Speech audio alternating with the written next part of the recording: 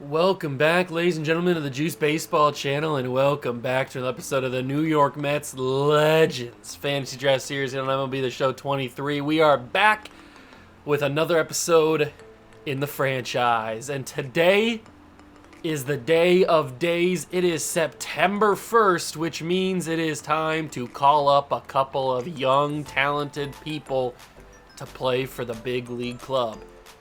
Now, in a series like this, it's not necessarily young people, because we're going to be calling up Austin Riley to the big leagues. He's been killing it in AAA, and now he gets to be back up here in the big leagues. Even though he probably should have been in the bigs already, he's here again. Now, the second and final guy that we're going to call up, we're not going to call up a pitcher this time, because I feel like we already have a pretty stacked bullpen.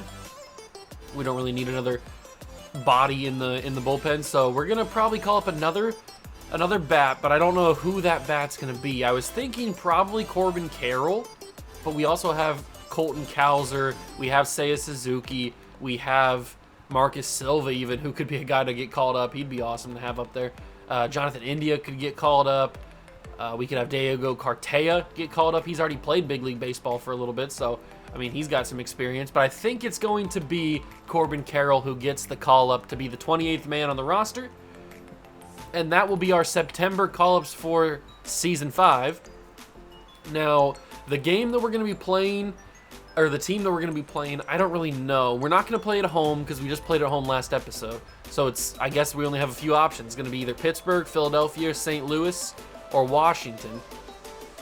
I don't really want to play Washington, I don't think. Let's simulate these games against the Padres, and we take 2 against them, and we swept them actually because we won the final game of the month of August. So we sweep the Padres. We have a 104-36 record right now, which is good enough to have clinched the division already. We're 23 games up on the Marlins. There's no real threat to lose the division, so we've clinched it already. We are probably zeroing in on clinching best record in the league because there is absolutely no team even within 10 games of us, even within 15 games of us. We are that dominant of every other team in the league, both American League and National League. So we are by far the best team in baseball, so we will hopefully continue that on. So the Washington Nationals are 70-70, so they're bang on 500. I don't think I'm going to play them. I think we're going to play one of these games down here in the bottom of September because this is the final month of regular season baseball that we'll have here in year number 5. Next episode will be the postseason, so we're going to be finishing up the month here, or finishing up the season. So let's simulate this series against the Nationals, and we sweep them. Angel Aponte has fractured his forearm. He's out for 1 to 2 months. That's not good. But we are now in 107-36. We're probably not going to play the Pirates. Chris Sale's 2-12, by the way. We're probably not going to play the Pirates. I think we're going to play either the Phillies or the Cardinals. So let's get through the Pirates series. And we actually lost a game there. Richie Haynes injured. We lost 2 against the Pirates. Wow, okay, I didn't expect that to happen. Now we have a 3-gamer against the Marlins back at home, and we lose 2 of 3 against the Marlins. Losing some games I didn't expect us to lose. And we have officially clinched best record in the league. So the National League best record has been ours, and pretty much the best record in all of baseball is ours. So we are the best team in Major League Baseball this season by a mile. We are guaranteed the number 1 seed easily. We could lose literally every single game and still have the number 1 seed because that's how dominant we have been. 3-game set at home against the Phillies. We sweep them, which is nice to see. Now we have another 3-game set against the Pirates. We lost 2 against them previously, and we lose 1 against them this time. The AAA Mets finished 82-68, which wasn't good enough to make the postseason? 82-68 wasn't good enough? 60-70 I can understand. But 82-68, whatever it was, that was not good enough to make the postseason? How good was those AAA teams? The Knights finished 90-60. Wow. Okay. That's kind of crazy. I can see why it wasn't good enough now. We were 8 games back of the Knights. That is insane that they finished 90-60. That's just unlucky for our boys there to have finished so well this season and still not be able to make the postseason because the team ahead of them just did even better. We have a record of 115-41. I'd be just absolutely crushed if we didn't make the postseason with 115 wins. But we are 3 wins away from beating our previous high score of most wins in the franchise with 117. So if we sweep the Phillies, we will have officially set a new record. I think I'm gonna go. We're gonna play the Phillies. I don't think we've played the Phillies much in this series. They are a rival of us, but they're 40 games back. I think we're gonna play the Phillies. I'm pretty sure we've played against the Cardinals in Busch Stadium. So I think we'll play Phillies in Philadelphia. It's just a matter of who do we want to pitch with. We just pitched with Contreras, so we won't pitch with him. We haven't pitched with Jose Fernandez in a while, so maybe we'll pitch with him against Ranger Suarez. Let's simulate game 1. We win 7-2. Contreras gets his 21st win of the year. Our pitching staff is absolutely insane. Clemens is 21-4. Contreras is 21-3. Walter Johnson's 22-5. Maddox is 15-9. So is Jose Fernandez. Our pitching staff is going crazy. Absolutely crazy. The awards, we're unfortunately not going to win an MVP this year. We had it with Hank Aaron and Pujols, but we're not going to win one this season. That's kind of upsetting. But, I mean, look at these numbers these guys are putting up. Aaron Judge's got 50 home runs. Mike Schmidt's got 51. And McCovey's got 50. So we really would have to really step it up, but we're not going to be doing that. And we are going to take home the Cy Young. It's just a matter of who's going to get it. Is Roger Clemens going to go back-to-back? Is Walter Johnson going to get 3 out of 4? Or 4 out of 5? I think it's 4 out of 5 even. I don't even know. And then is Jose Contreras going to get his first? Who knows? I feel like Roger shouldn't be ahead of even Jose Contreras. I feel like Jose should be the top frontrunner. He just doesn't have as many strikeouts. That's why he's third. We're not going to win the batting title, unfortunately. We could win reliever of the year if Eric Gagne continues to dominate these next couple episodes, or these next couple games. We're not going to win rookie of the year or a Hank Aaron award. So we're going to get a couple awards this season, but not as many as we have in the past. Not as many as we've had in the past. Griffey being the leadoff man is weird. Why is he the leadoff man? Oh, because Ty Cobb is not playing for some reason. I don't know why Ty Cobb's not playing center field. Ty Cobb at leadoff, then A-Rod, then Barry Bonds, Pujols. Did they change anything else? I don't think they changed anything else. Except for yeah, they did. Okay, so Yogi's not supposed to be hitting 9th. I don't remember what my lineup looked like. I don't think I had Yogi hitting 9th, did I? I think I had Pete Rose hitting 9th as our second leadoff man, did I not? I think I had that. And then I had Yogi hitting like 7th, with Alomar hitting 8th, Harper hitting 6th, Hank Aaron 5, Pujols 4. I think that's what I had. I don't remember, honestly. I'll put it back to how I think it was, but we'll have it like that. Is that right? Harper 6, Hank Aaron 5. All right, perfect. We'll go with that. I don't know if that's how it was, but that's how we'll have it for the final episode of the regular season. Pujols got 42 home runs. Hank Aaron really came down to earth after that 59 home run season, hitting only 36, which is what he had in the second season of the franchise, which is his lowest because he had 55 in the first year. So he's really come back down to earth in terms of his production. But that could also be said because he's got so much talent around him that other teams are probably choosing whether or not to throw to him even because they got other people around him. So it makes up, when you have this much talent on a team, it definitely hurts one star player, that's for sure. We've got a lot of guys, a lot of home runs, a lot of RBIs, a lot of good averages.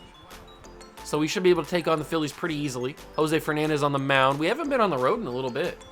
Do we have a cool road uniform we can rock? We just wore a black uniform a couple episodes ago, I'm pretty sure. We wore the blue ones last episode. We don't have many road uniforms to wear. I think we'll just rock the classic roads, the normal roads. Do the Phillies have a City Connect? They do not. They have a Jackie Robinson Day, but no City Connects. So they will wear... Should we give them the pinstripe homes? Or should we give them the... I kind of like the powder blue alternates. I kind of want them to wear those, but I don't know. These uniforms kind of feel like you need to be in an AstroTurf dome kind of thing, like the old school blue. Was it the Blue Jays ballpark that had that? Oh, I know the Astros had that at one point back in the day. The Reds even had that in the 90s. Those kind of turfs, this jersey fits for that. So I think we'll go with, I think we'll just wear the normal pinstripes. We'll go on the road. to, what's their ballpark? Citizens Bank Ballpark. Quick counts are on. Jose Fernandez on the mound. And we just adjusted the lineup, so now it's perfect. Nobody's tired, so we should be able to get ready to go. We will learn about the Philly roster as we move forward. I do notice that they have the current frontrunner for Rookie of the Year, Elijah Green, hitting in the 8th spot, so we'll learn about that. Oh, I think we have played this Phillies team. This Philly team looks familiar. They've got Jim Thome, they got Rushman, they got Wade Boggs, Johnny Damon, Joe DiMaggio. I think we have played this Philly team before, so I'm mistaken. But we'll play them again. And we'll wrap up the regular season after the game. We'll take a look at all the stats, all the awards, all that good stuff, and then get ready for next episode in the postseason, trying to go for our 4th out of 5 championships. It's kind of crazy, but let's get into the game. And welcome into the ballpark. Happy to have you with us. The show has an NL East matchup. It's the New York Mets taking on the Philadelphia Phillies. Alongside Chris Singleton, I'm John Shambi. Well, Singy, when you consider the top hitters' ballparks in the sport, this has got to be one of them. I'll say this, pitchers have to stay with their game. They can't look over their shoulder and think, I have to be fine and perfect on every pitch. Continue to pitch to your strengths, and you'll come out of here with a good outing. All right, we'll be back to get this one started after this. Just about ready to go. And on the hill, the lefty, Ranger Suarez. But, Chris, he hasn't exactly been stellar here on his home mound. Well, I'll say this, every player... Here we go, ladies and gentlemen. Mets and Phillies from Citizens Bank Park in Philadelphia, Pennsylvania. Ty Cobb with an 8-game hitting streak on the line. And the first pitch he sees, he sends it to right field to extend that hitting streak to 9 games. You love to see it. Now, Ranger Suarez being a lefty pitcher is a little bit more difficult to steal on. And as you can see right there, he's already a little hesitant to pitch to Alex Rodriguez because of Ty Cobb's dangerous speed out there on first base. A-Rod had quite the game against his former team last episode in Tampa. Well, we were at home in New York, but against Tampa. It was the homecoming of the former captain Derek Jeter, and the man that we traded to get A-Rod was Derek Jeter. So we swapped them, and it was also Sammy Sosa's homecoming because he was on that team as well. So it was a nice little game to see former Met players come back into Citi Field to play them, but we crushed them obviously because we're super good. And now A-Rod needs to follow that game up with another really good game because he hit a home run in that game. Something that I hadn't done with A-Rod up until that point in a game. I don't think I've hit a home run with A-Rod up until that point. That was the first one. But now we need him to do more stuff like that, and he didn't start out very well there. A career high for Albert Pujols with 140 RBIs. Good for Pujols. He's already got himself an MVP. He's got himself a couple World Series rings. He should have had World Series MVP a couple years ago, but it was robbed of him. He was stolen. It was stolen from him. Absolutely insane. I'm not stealing with Ty Cobb. Stop throwing back on me. Stop throwing to Jim Thome. Just pitch to me, and I will send it to the moon. It's as simple as that. It is as simple as that. Maybe not. Maybe it's not that simple. 1-2 count. Throw me a sinker down low. Come on. Throw me a sinker down low, and I'll take it to the mama's basement. And I'm not gonna do that. Okay. Send it to left field. That's fine. Perfectly adequate experience. We get to see Jose Fernandez. He is the 2026 Cy Young Award winner in the American League. And he's had a decent year, not to the level of Roger Clemens or Jose Contreras or Walter Johnson. But, I mean, to be fair, it's hard to compete with those guys. Those guys are having fantastic career years. So, he's having himself quite the year, I will say that. Him and Greg Maddux are doing good enough. We don't need all of our pitchers to have 20-plus wins. That's asking a little bit too much. That's probably exceeding expectations a little bit too much there. You got to have a little bit of controversy. I mean, we have 116 wins. If all of our pitchers in our starting rotation had over 20 wins, we'd be setting the record for most wins in all time, which is the Seattle Mariners in 2001, right? They won like 118 games or something like that. I think it was 118 games. We are very close to the record. Very, very close to the record, regardless of it's 118 or not. We're still very close to the record. I could look it up if I wanted to, and I think I might. I've done this before in a video, but I don't remember exactly what it was because it's been a little bit now. So let's, while we're loading into the next inning, most wins in an MLB season is 2001 Mariners with 116 wins. So we have tied the record. Well, look at that. 116 wins has tied the record. If we win this game, I couldn't have timed it any better. If we win this game, we will break. Actually, you know what? I'm just putting it together right now. We have 117 wins last year. So we tied. We already broke the record last season with the last year's team with 117 wins. But this year, we have a chance to tie it and even break it with 118 wins. So that's awesome. But I'll still probably title this video breaking the single season win record or something like that, something along those lines. Because technically we will have done it. We'll break the real life record and tie our own. But then if we sweep the Phillies the next game, then we will have officially set the record for most wins in a season in this franchise. We will have reset the record, which is what we're going to be trying to do. But we got to win this game first. I don't want to fumble the bag here and not win this game and then have it happen outside of a video. Or outside of a game, I should say. 2023 Gold Glove Award winner for Roberto Alomar. So he hasn't won a Gold Glove in a few years now. Since the very first season when he won his Gold Glove. Very interesting. But he is going to have himself an RBI here, so we will get on the board first in the top of the second. We will get ourselves a 1-run lead. You know I love myself a 1-run lead. And now Pete Rose steps to the plate. The all-time hit king. What can he do? And Pete will stare at a circle change down low. It's 2-1. The way that he holds his bat really throws me off sometimes. It feels like his wrist should just break off the way that he's got it. I don't know how he hits anything. But he does, and he sends it in the outfield. I'm sending Alomar around second on to his third. And then we're going to send Pete Rose to second. It's going to be a double with 2 outs, moving both of them into scoring position for the number 1 hitter, Ty Cobb. He's already 1 for 1 today. He can take that pressure off of extending that hit streak. He's already got it on his first at-bat to 9 games. He will stare at a fastball, or not a fastball, stare at a sinker for ball 2. And we'll see what Ranger Suarez has up his sleeve for this 2-1 pitch. It'll be decently hit. The 96 speed almost beat the throw. A little unfortunate that we only came away with 1 run there, but it is what it is. We go bottom 2 with Jim Thome up to the plate. Yes, I understand it's Jim Thome. I just like making fun of his name.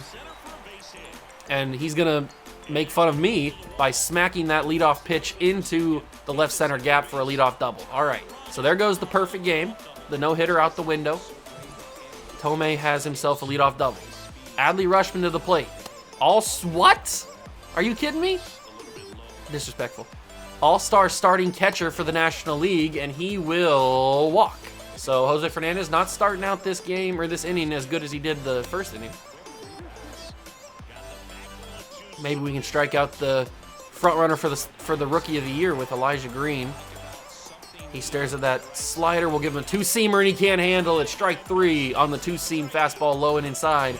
That's the first out. That puts us in good position to go for a double play here. Ernie Banks sends that ball into right field, but it will travel to foul territory. We got ourselves a 2-2 count. Here comes the slider. And that'll be into left field. Bryce Harper going back. He will track it. I doubt they send him to third, and they don't send Thome to third. 36 speed, even with the bad throw, probably would have been out anyway. He might have been safe. It's hard to tell.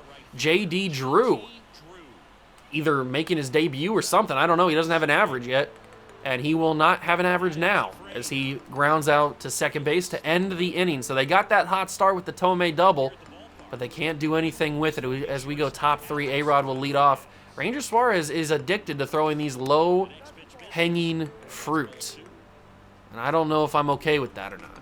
I'd rather him throw low, but low enough to where I can actually smack it out of the ballpark. I will get a leadoff single with A-Rod, though, so that's nice.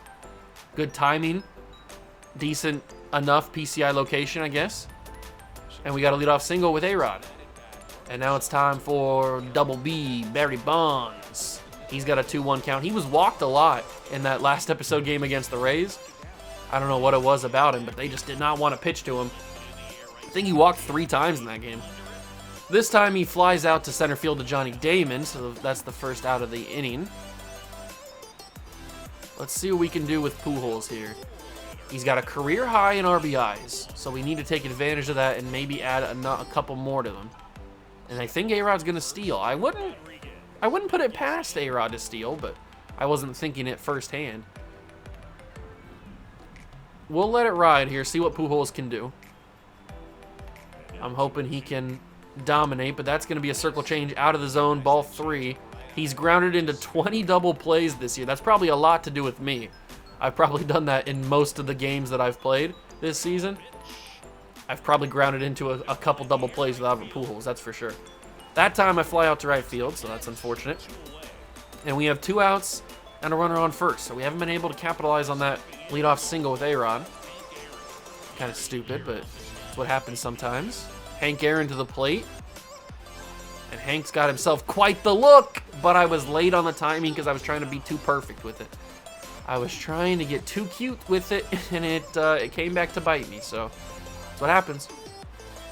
That's what happens when you try to be too perfect with a pitch. Instead, you just send it to the moon. That one's going to be out of here. It is a 2-run homer from Hammer and Hank. Santa Maria. 2-run homer to left field, and the Mets lead 3-0 here in the top of the 3rd. Number 37 for Aaron. Pete Rose loves it. Good job, Hank. I didn't even think that was going to be gone, really. It didn't feel that great off the bat. I just got a hold of one and just sent it flying. 362 is the distance. 99.1 miles per hour is the exit velo.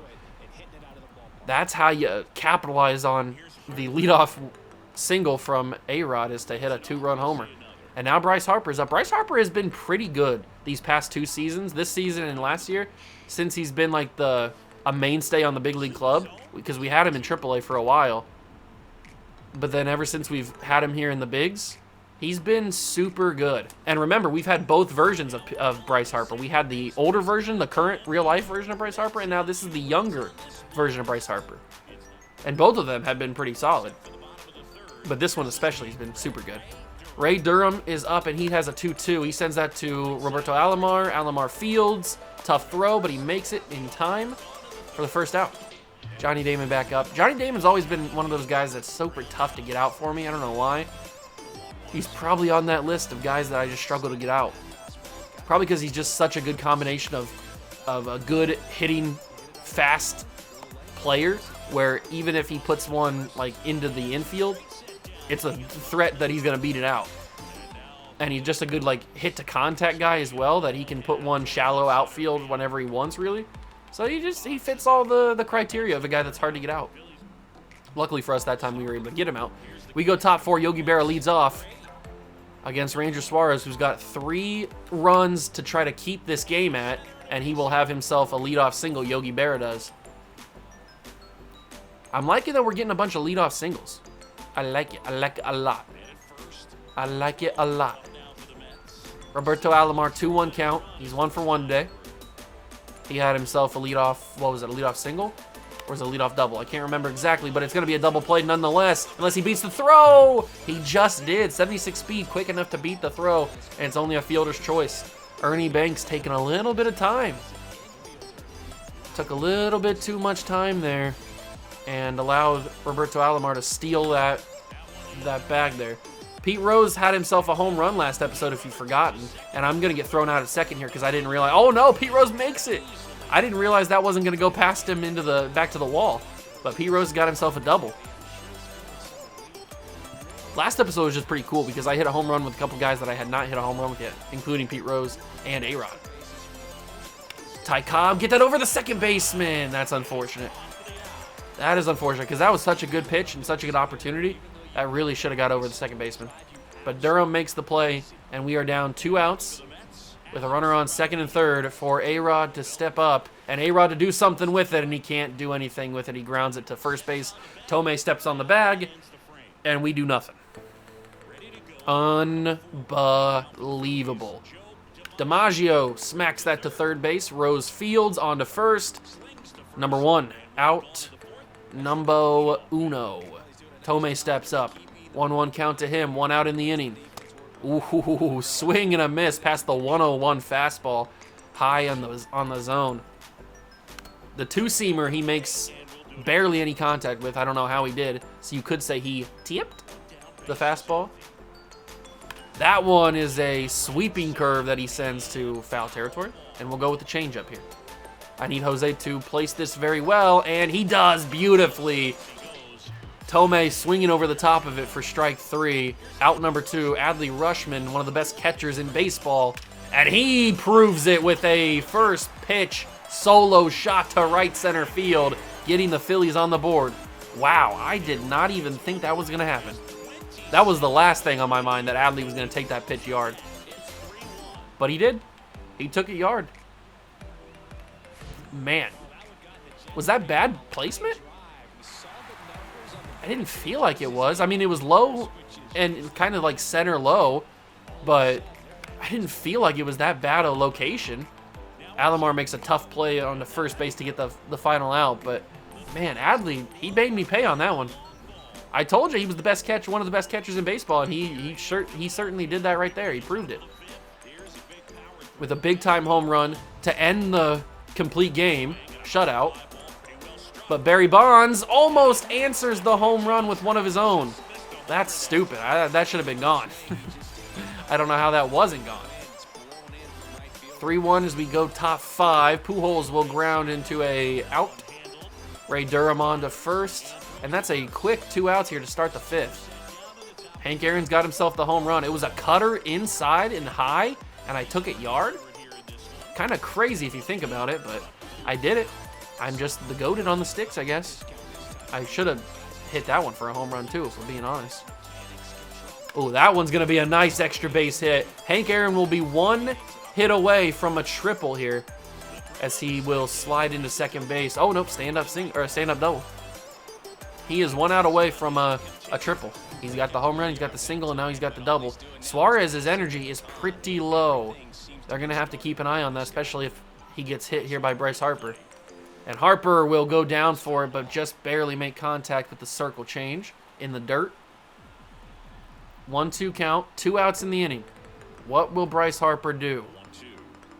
Bryce Harper will pop that into shallow left field over the glove of Wade Boggs. It'll be an RBI single. Oh, Bryce, you did it perfect. You did it absolutely perfectly. Couldn't ask for anything better on that one. Just over the outstretched glove of Wade Boggs. And the Philly manager has seen enough. They're bringing in a righty to replace Ranger Suarez, and they will bring in Domingo Germán. 8-8 on the season. He has a 4.71 ERA, so we'll see how this goes. He's facing Yogi Berra to start his appearance here. And Yogi will take him into right field. It'll be just foul, though. Just foul. That could have been dangerous if it was timed a little bit better. I hate pitchers that have an off-speed pitch as their number 1, and Domingo Germán has a 12-6 as his number 1 pitch. That is just so awkward and weird. And that's, oh my God, I did not expect him to throw a fastball inside like that, and they call it strike 3 on the check swing. That's unfortunate, man. That's a tough swing. That's a tough pitch, too.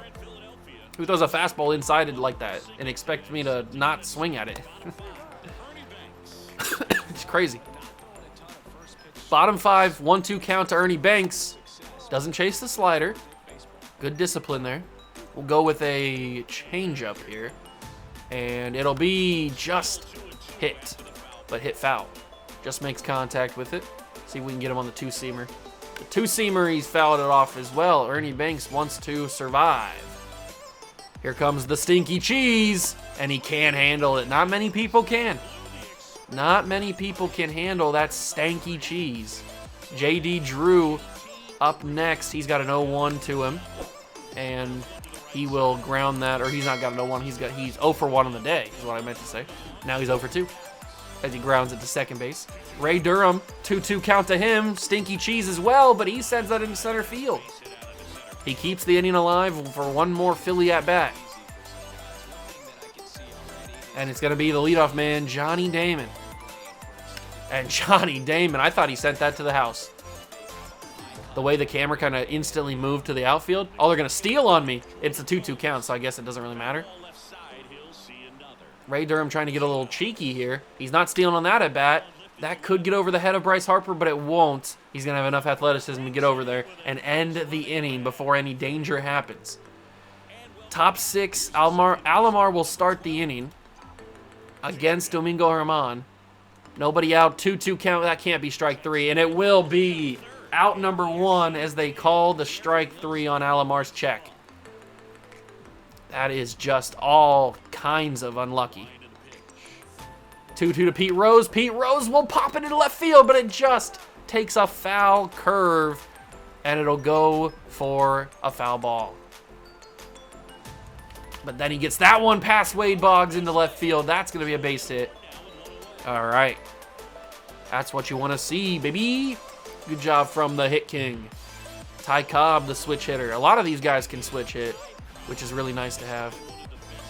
Then you don't really have to have like a certain amount of lefties or righties in your lineup because it doesn't really matter. I might try to steal here with Pete Rose against a righty pitcher who has a little bit of a slow delivery, and that should be fairly simple, and it will be. He was there by a mile. Pete Rose steals his 35th base of the season. 3-1 count to Ty Cobb.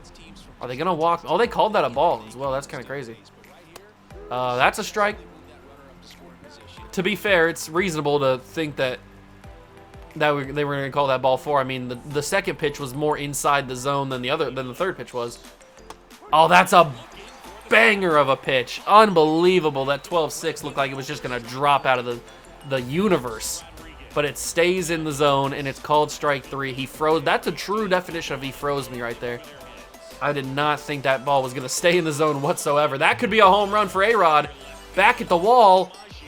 He's going to jump. It's out of here. Off the glove of the left fielder, and A-Rod has a home run in back-to-back games. Back-to-back episodes, I should say. Santa Maria. Alex Rodriguez. Maybe he's finally coming into his own. I would really like that if he gets hot for the postseason. Because having even one more bat that gets hot when it comes down to championship time is well and truly needed. Because you never know what's going to happen when we get into postseason baseball. Postseason baseball is a whole different animal, as you guys know. Barry Bonds gets himself a single into right field, so he keeps the inning alive even further for Albert Pujols. 1-1 count to him. Pujols, and he just got jammed. He just got raspberry jammed by Domingo Germán, and we end our half of the 6th with a 2-run homer by Alex Rodriguez. Love to see it. 6-1. Wade Boggs will lead off the bottom half of the 6th for the Phillies, and he's going to have himself a grounder to first base. Pujols makes an athletic dive, or an athletic reach to the ball, and he's got the out. DiMaggio up next, and DiMaggio will... I don't even know if he was ready for that swing. It looked kind of weird and slow for him. Maybe that's just how he swings. I don't know. We're going to give him the stinky cheese. There's no way he can handle the stank. He can't handle it. Nope, not many people can. Swing and a miss right past it. Another strikeout for Jose. And now we face Thome. The Thome. He's 1-1. Now he stares at the fastball 1-2. We'll give him a nice little dirty change here. See if he can handle that one. Probably not. And he can into right field. It's going to be extra bases unless Hank Aaron can get this ball in quickly. 36 speed. Hank's throwing it to second. It's going to be a bang-bang play. He'll be safe at the bag for a 2-out double. If A-Rod would have tried to tag him, maybe he would have got him out. I don't know. Adley Rutschman's got a home run in this one, and he's got a strikeout as well. You just can't handle the stinkiness of the cheese. You just can't handle it. Not many people can. They bring in Taijuan Walker, the former New York Met in real life. Or maybe current Met in real life. I have no idea. But he is now in Philadelphia, replacing Domingo Germán in the bullpen, or on the mound out of the bullpen, as Hank Aaron will lead off the top of the 7th for the Mets and get himself a leadoff single. So he needed a triple to complete the cycle. Of all people to complete the cycle, Hank Aaron is not the guy that I would expect to do it, but he's very close. Just not going to get it on that occasion. Bryce Harper into left field. That could be down, but it's not. Into the glove of Joe DiMaggio for the first out. You never know with those ones. The way that the ball looks like it could go either way, but sometimes it goes into the glove. It is what it is. 3-1 count to Yogi Berra. Green light for Yogi, and that shouldn't have been green light. That is an out. Although, who am I kidding? That was always going to be a green light. Alomar up to the plate now. Only 1 for 3 today. A little bit of a slump for the second baseman. And he will have himself past first base. I'm sending my man to third. He's going to easily beat the throw, or maybe not easily. It's going to be close. Hank Aaron makes it. Now we got runners on the corners. We are threatening for a 7-1 ball game. And if anybody's going to do it, it's going to be the hit king, Pete Rose. 3 for 3 today. Pete, make it 4 for 4. He will. That'll get down in front of the right fielder. Pete Rose on his way to second. And it's an RBI double for Petey Rose. 7-1. The Mets lead over the Philadelphia Phillies in this rivalry matchup, even though this game is really not a rivalry at this point because we are, 40 games up? It's really not a rivalry at this point. Ty Cobb back up the middle. He's going to have 2 RBIs as well. We have cleaned the bases. It is 9-1 in the 7th. The boys are on top. And they pull Taijuan Walker, and they will bring in Domingo Acevedo. I said that name wrong. Domingo Acevedo. There we go. He is now out of the bullpen. The Phillies are burning their bullpen in a game that probably doesn't matter. To an extent. I mean, your season's over. You're not going anywhere. There's like a week of not even. There's like a half a week of baseball left to go. Why are you burning your bullpen in a meaningless game? Who knows? But they're doing it. Bottom 7. Elijah Green will lead off, and he sends that to right field, but Hank Aaron will handle it, backtracking to the wall, or backtracking to the warning track, and that's the first out. That huge glove works wonders sometimes, as Ernie Banks steps up with 1 out in the bottom of the 7th, a 2-2 count. Should we give him the stinkiness? Nobody's been able to handle it today, and there it is. Ernie Banks couldn't handle it either. That stanky cheese is too much for the Philadelphia Phillies hitters today. They just can't handle it, but J.D. Drew will have his first base hit, I'm assuming, of the season. He had no average coming into this game, so whether he's just been on the bench a lot of the season and barely gotten in any games, and when he has, he's sucked, I don't know. Whatever it is, that's his first hit. And then Ray Durham will follow that up with a single past Albert Pujols into right field. So it's runners on first and second, 2 outs, Johnny Damon to the plate, and we are in a dangerous little territory here. I'm going to trust the fastball here, trust the stinkiness of the cheese. And Damon actually makes contact with it, sends it to right field, but Hank will track it and make it the final out. So we escape danger there. When do we pull Jose Fernandez? That's the big question. I accidentally am going to call a timeout there because I wanted to go to the bullpen on accident. I'm going to pull Vida Blue, and I'm going to pull Craig Kimbrell. We're going to warm up both of them. I think we let Fernandez go 8, and then we put Vida Blue in the 9th. I think that's the game plan. We'll see if that actually works out, because I don't remember what Jose's energy level is at. We'll have to see when we go to the bottom of the 8th. Barry Bonds, diving effort by Ernie Banks. Hard throw from his knees, and he gets Barry out. Tough bang-bang play. That's a good defensive effort by Ernie Banks there. Pujols comes up with a 1-2 count and 1 out in the inning, and Albert Pujols will smack that to left center. Damon basically jogging over there, making it look effortless for the second out. And this is Hank's last chance. He's not going to get another shot to get this cycle. He needs a triple right here. It won't happen. It'll be a single. I could just run the bases, but I'm not going to do that. It'll be a single for Hank Aaron. The triple the cycle will elude another man. I don't know if I've ever hit for the cycle in a video. I've hit for the cycle in just like playing by myself before. I haven't done it in a while though. But I don't think I've ever hit the cycle. I know what we've talked about in previous episodes. I've pitched a perfect game. I've had a no-hitter. I've had, well, obviously I had the no-hitter because I pitched the perfect game. I've had shutouts before. I've had plenty of complete game shutouts. I've had a bunch of different things. I've had multiple home run games, all of those kind of records. I've stolen a bunch of bases, but I don't think I've ever hit for the cycle in a video. Not that I can remember, at least. Maybe somebody can tell me if they've seen every video, if you're a true Juice Baseball fan. Maybe you can tell me if I've hit for the cycle in a video. I don't think I have. I know I've gotten close, obviously, like Hank Aaron, pretty close, but I don't think I've ever done it. Wade Boggs will lead off the bottom of the 8th with a double into left field. So we're getting a little dangerous here, but we've had situations like this before in this game, and Jose's been able to get out of them, so we'll see what he does here. DiMaggio 0 for 3 today, and DiMaggio will be 0 for 4, I think. Yep, there it is. And they're going to go to third. Oh, I wasn't expecting him to go to third. He delayed it. He is safe. He would have been out if I would have thrown it directly. I didn't expect him to go to third. He kind of like hesitated for a second, and then it made me think that he wasn't going to go. All right, let's see if we can get Tomei out with the changeup, and we can. He was sitting on that stinky cheese, and he couldn't handle the changeup off speed. Up in the zone, Adley Rutschman 2-1. He swings and fouls off the fastball. I'm going to give him that fastball. I'm going to give him the stinkiness right up there in front of his face, and he sends it foul territory. Okay, respected. Respected. Press F to pay respects. But the Philadelphia Phillies cannot capitalize on the leadoff double and then the subsequent moving him to third.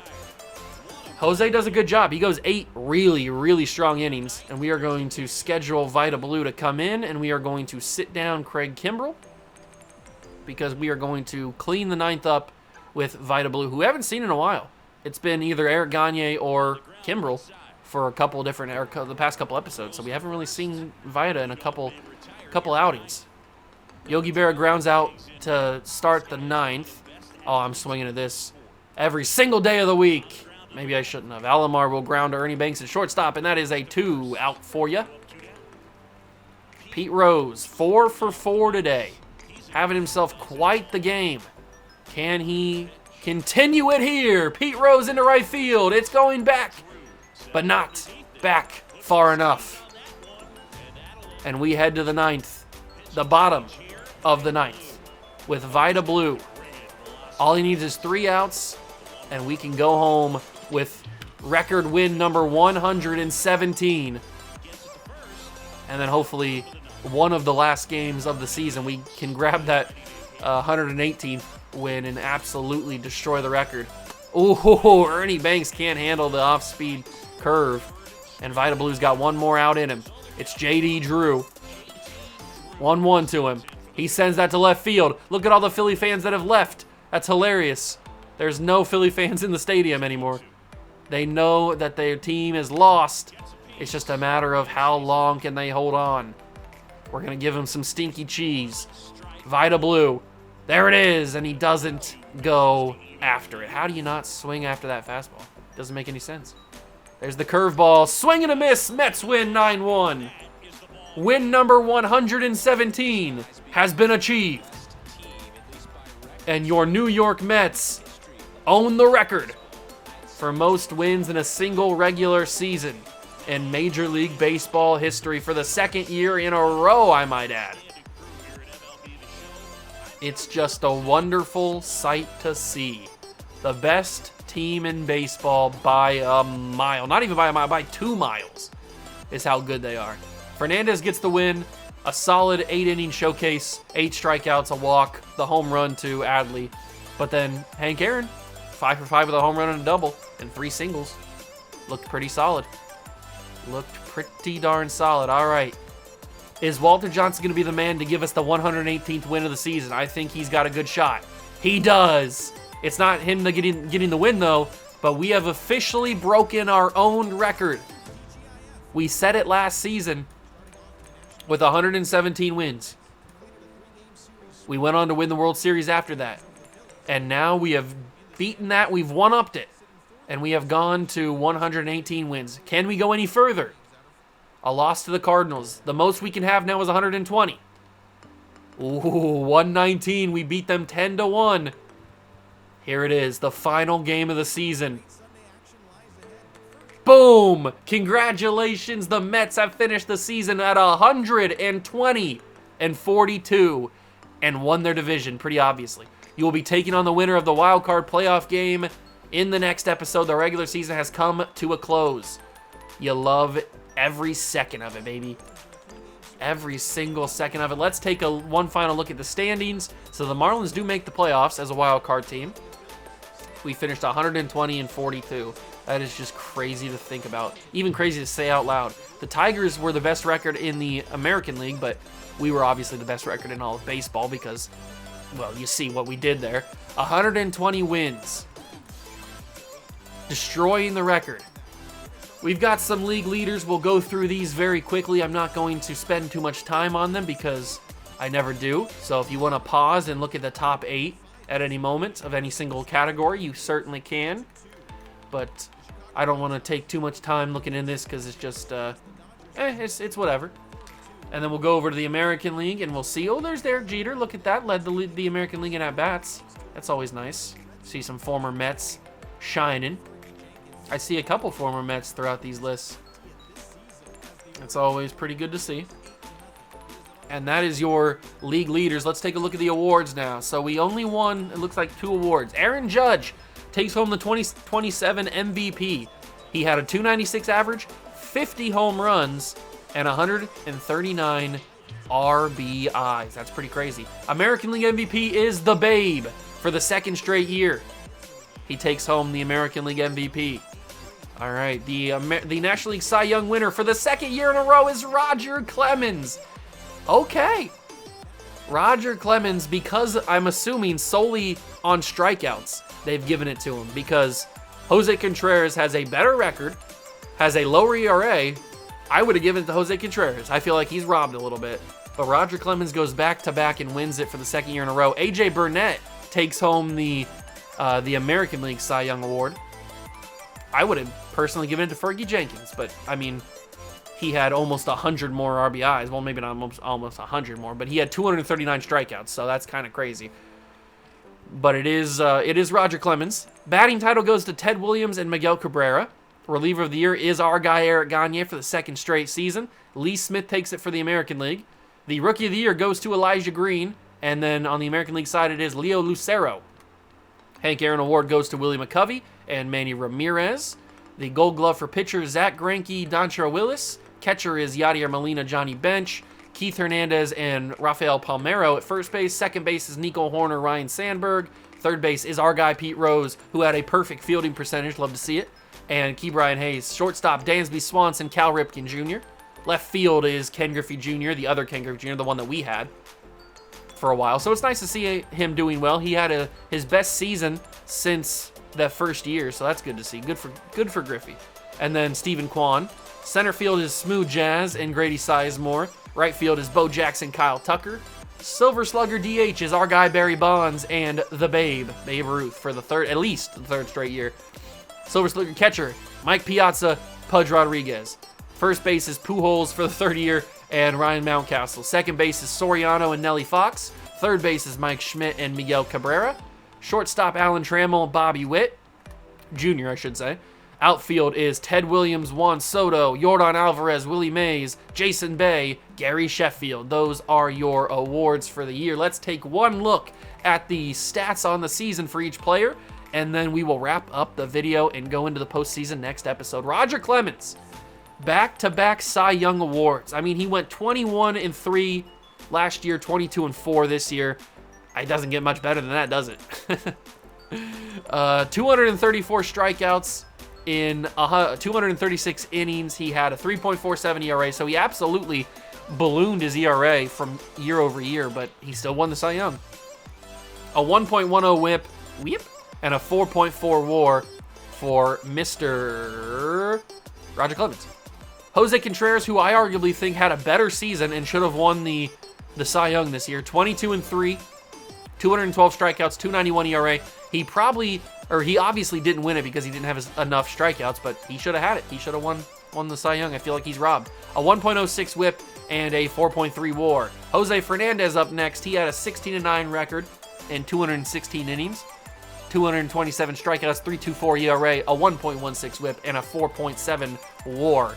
Walter Johnson had another fantastic year, his best season in the entire franchise, going 22-5 in 230 innings with 218 strikeouts, 2.85 ERA, and a 1.03 whip with a 4.6 WAR.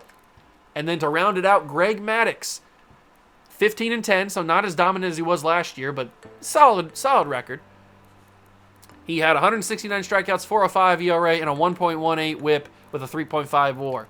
I feel like next season we need to shake up the pitching staff, so we'll probably move on from Greg Maddux, and we will, I don't really know if we should move on. I mean, we're killing the game with the rest of these guys, so we'll see what happens with Jose Fernandez, but I definitely think we should probably move on from Greg Maddux, get another pitcher in there. He's been great for us, don't get me wrong. He's been super good for us, but he's been here for 4.5 years, because we got him at the trade deadline of year number 1. So he's been here way too long for us to keep him here. We've been trying to get new faces in pretty regularly. Then we got Felix Hernandez, who was in the bullpen for the season. He had a 1-4 record in 21 games, 21 appearances, 1 save, 1 hold, 51 innings appeared in. He had 39 strikeouts, 3.18 ERA, 1.24 whip, and a .8 WAR. Hal Newhouser, 15 wins, 3 losses. That's kind of crazy. He had 43 walks, 115 strikeouts, 3.55 ERA, a 1.32 whip, and a 1.6 WAR. So pretty good season for Newhouser. Johan Duran, we got him at the deadline this year. The big move that we made at the deadline. He pitched pretty well for us, it looks like. 36 strikeouts, 2.14 ERA, 0.92 whip, and a .4 WAR. Then Joe Nathan has also been here probably a little bit too long. He's been here the entire series. I didn't even realize. So we'll probably have to move on from him, either in the offseason or at the deadline or something. We'll have to move on from him. He's been very good for us, though. A 1.38 ERA in 26 innings, 24 strikeouts, 0.58 whip, and a .5 WAR. Vida Blue has also been here a very long time. A lot of these bullpen guys have been here a long time just because they're super good. 27 strikeouts, 4.07 on the ERA, 1.19 whip, and a .3 WAR for Vida Blue. Craig Kimbrell just got him this season. He's got himself 27 innings, 24 holds, 2 blown saves, 32 strikeouts, 3.25 ERA, 1.08 whip, and a .3 WAR. Eric Gagne, the closing pitcher who has won back-to-back reliever of the years. He's got 49 saves, 4 blown saves, which is a lot less than what he had last year, 2 holds, and he had himself 59 innings pitched, 45 strikeouts, 1.98 ERA, a .93 whip, and a .7 WAR. I can see why my main man won his second straight reliever of the year. Headed into the actual lineup, Ty Cobb. Love to see it. 21 home runs, not as good as he's had before, but I mean, to be fair, he's surrounded by a bunch of guys. It's kind of like Hank Aaron. 21 home runs, 69 RBIs, hitting 300. Maybe it also could be due to the fact that he was leading off for a while. Maybe he shouldn't be leading off. I don't know. We'll tinker with the lineup. He hit 300 even, though. That's nice. 379 OBP, 529 slugging, 908 OPS. He had a 6.9 WAR. Pretty good. Alex Rodriguez, 25 home runs, 91 RBIs, 276 average, 326 OBP, 481 slug, and an 807 OPS with a 4.5 WAR. Barry Bonds. I feel like did he get hurt this? No, he got hurt last year. That's right. I knew he got hurt recently, but it was last season he got hurt. 42 home runs, which is the best of his career. 116 driven in. So this is just his best season by far, except for like hitting his average. His best season as an actual like producer of runs. He had 288 average, 376 OBP, 561 slug, and a 937 OPS with a 5.2 WAR. Albert Pujols, 42 home runs, 140 driven in, 296 average, 381 OBP, 565 slugging, and a 946 OPS and a 6.4 WAR. So a lot of these guys are absolutely crushing it, which is what you want.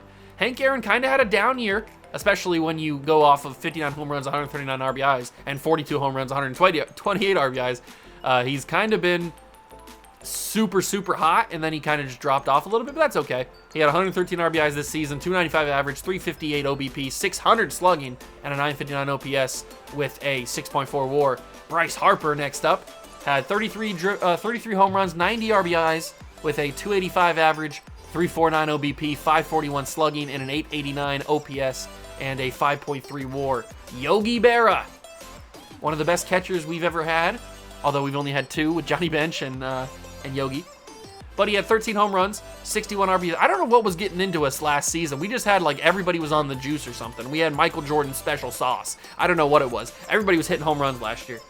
This season, it seems like we've come off of it. 13 home runs, 61 RBIs, 235 average, 307 OBP, 359 slugging, 666 OPS, and then a 3.3 WAR. He had almost a perfect fielding percentage. You love to see it. Love to see it.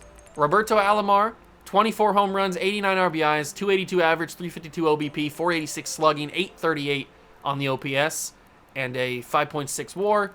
And then Pete Rose to round out the starters, 26 home runs, 91 RBIs, 114 strikeouts. A little bit too much, but it's modern baseball. It's what you expect. 302 average, 390 OBP, 525 slugging, and a 916 OPS with a perfect fielding percentage. We saw that when he won the Gold Glove, and a 9.1 WAR.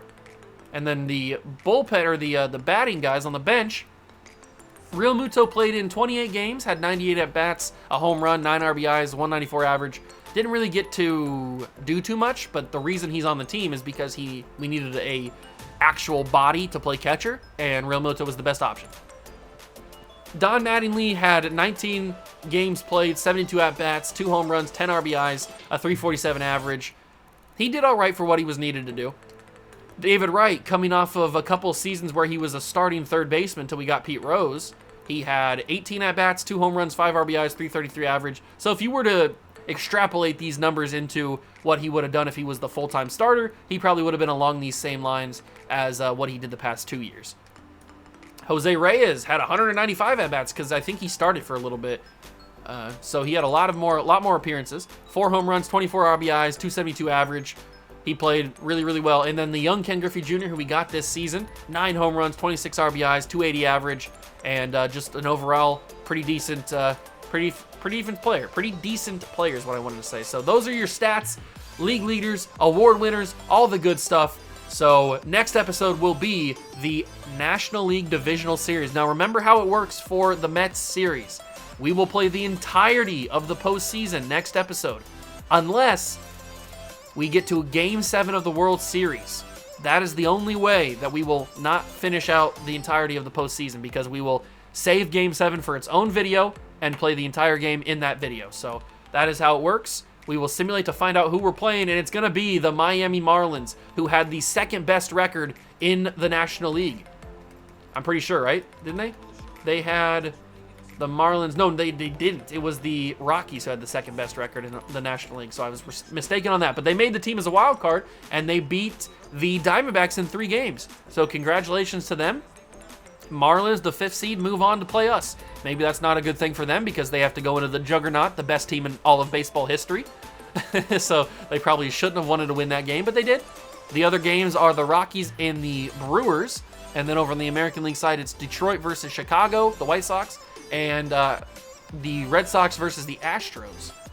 So some typical teams you would see in there, but the White Sox back in the playoffs and have a chance of the World Series, I think for the first time since the very first season. I think they kind of sucked the past couple of years.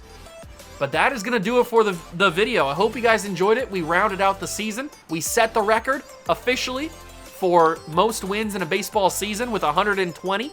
You love to actually hear those words because that's kind of crazy to say.